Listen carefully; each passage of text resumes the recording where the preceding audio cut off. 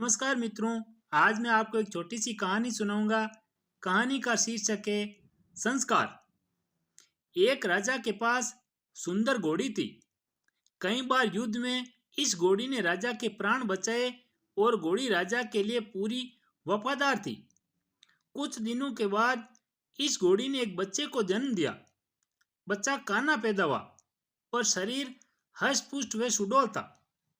बच्चा बड़ा हुआ। बच्चे ने माँ से पूछा, माँ, मैं बहुत बलवान हूँ पर काना हूँ, ये कैसे हो गया? इस पर घोड़ी बोली, बेटा, जब मैं गर्भवती थी तब राजा ने मेरे ऊपर सवारी करते समय मुझे एक कोड़ा मार दिया, जिसके कारण तू काना हो गया।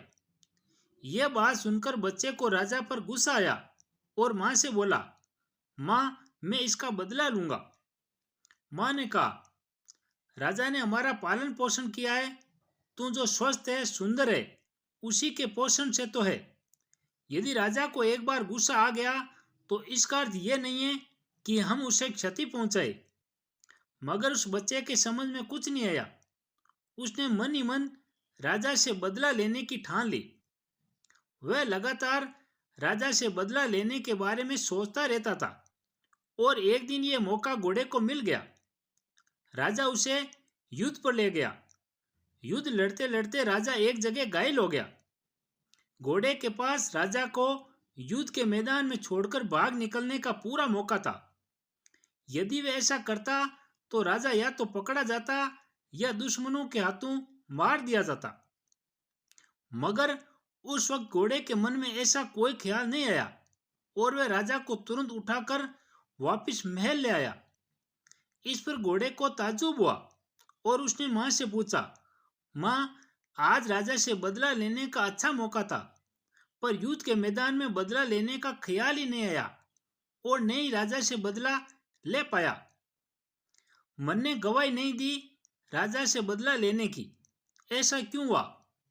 इस पर घोड़ी हंसकर बोली, बेटा, तेरे खून में और तेरे संस्कार में धोखा है ही नहीं। तू जानबूझकर तो धोखा दे ही नहीं सकता है। तुझसे नमक हरामी हो ही नहीं सकती, क्योंकि तेरी नस्ल में तेरी माँ का ही अंश है। मेरे संस्कार और सीख को तू कैसे झुठला सकता था? वाकई ये सत्य है कि जैसे हमारे संस्कार होते हैं वैसे ही हमारे मन का व्यवहार होता है। हमारे पारिवारिक संस्कार अवचेतन मस्तिष्क में गहरे बैठ जाते हैं। माता पिता जिस संस्कार के होते हैं उनके बच्चे भी उसी संस्कारों को लेकर पैदा होते हैं।